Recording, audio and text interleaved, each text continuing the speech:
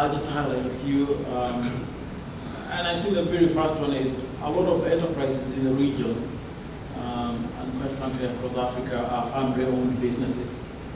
And one of the biggest challenges is to get an alignment within family. You'll be surprised about where things should go. And there's a lot of variance between and among members of the family in terms of where the focus, the vision, the kind of strategic direction. And so just even navigating that and getting to a level of trust where you can even get this conversation started in a way that's productive and that can help things move forward is a very significant hurdle that one needs to cross.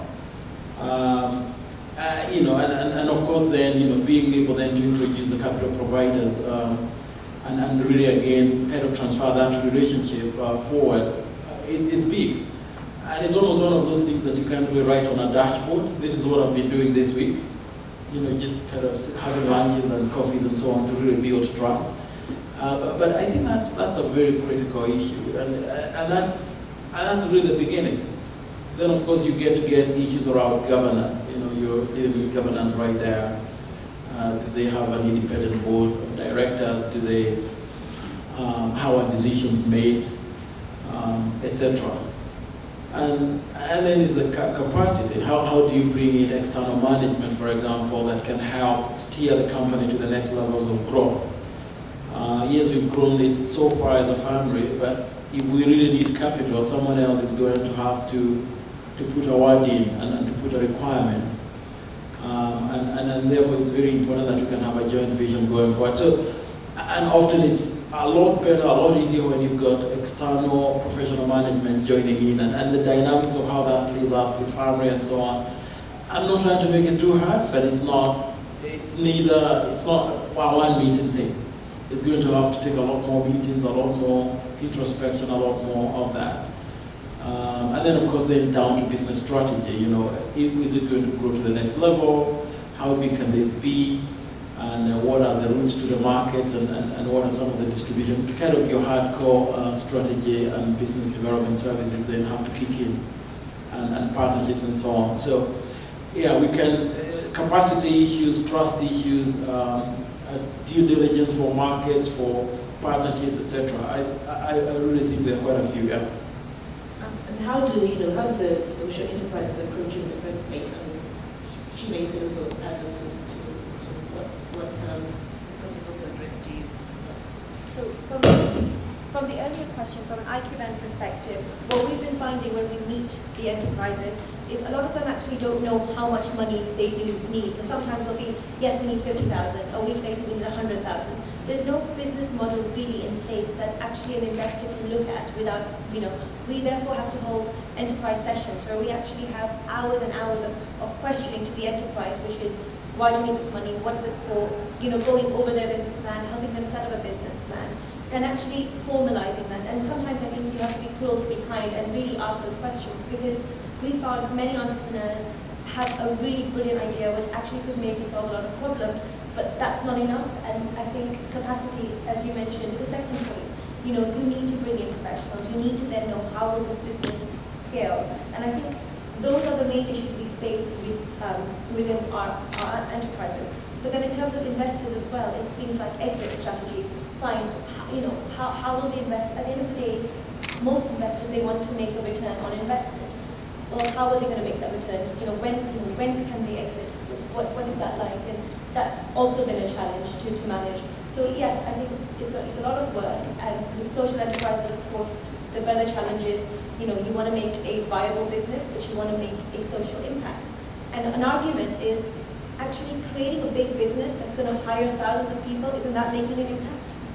Yeah. So.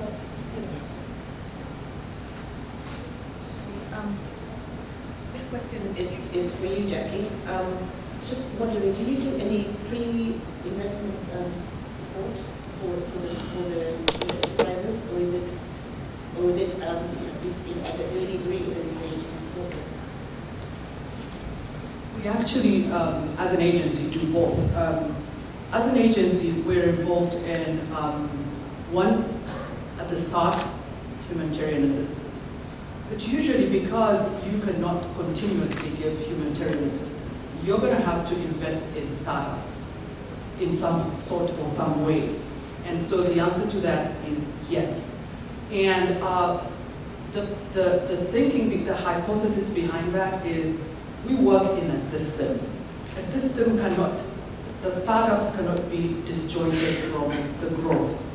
So some are going to fail, some are going to go through, and others are going to scale. But not every business is meant to scale. And that's okay. That's the point. So the investment is in the financial system or in the business market system. Okay. I'm going to sort of just address this question to Majoy because we're starting to run out of time.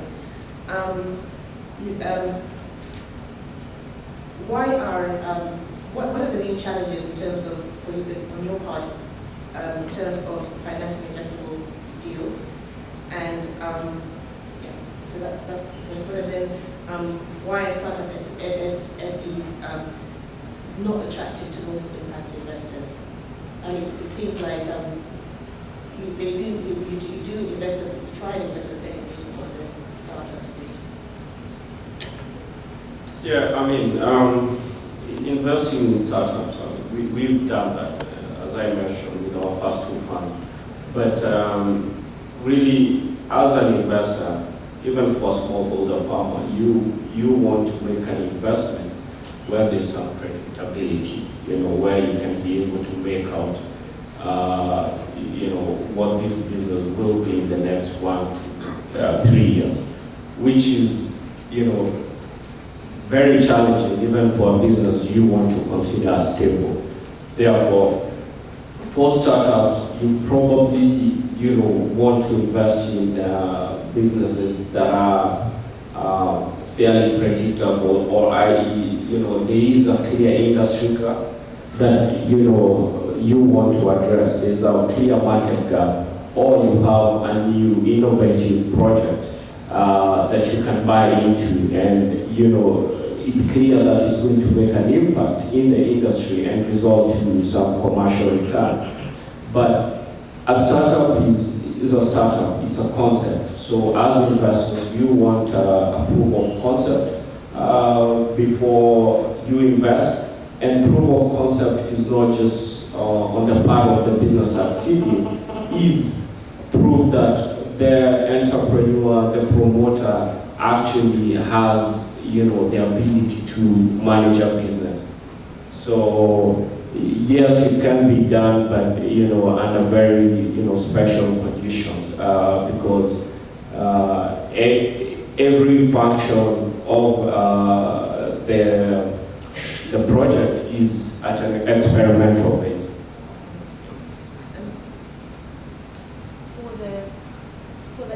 For the SME sector, is it?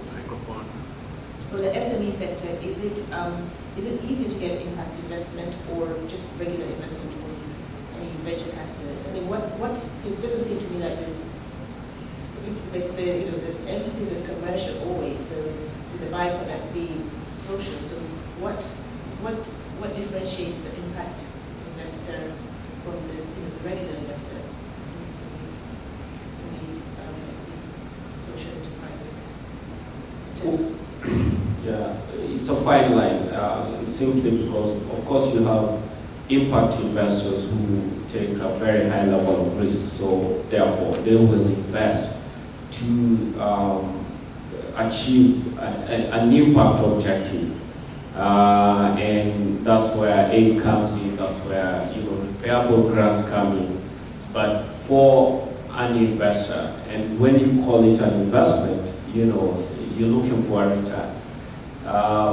Therefore, the differentiation, you have two categories, an impact investor who's looking to achieve impact, as a consequence of the commercial performance of their business, or an impact investor who has a direct intention to achieve an impact goal. Therefore, their due diligence will be almost entirely different from one who's looking as impact, achieving impact as a consequence.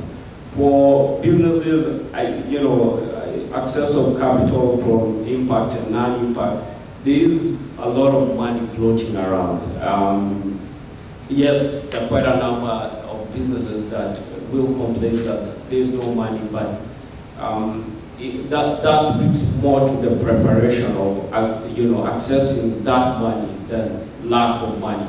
Because as a businessman, and what we advise any entrepreneur, something as simple as record keeping, really advances your agenda in terms of accessing capital and having a simple plan of where you want your business to be.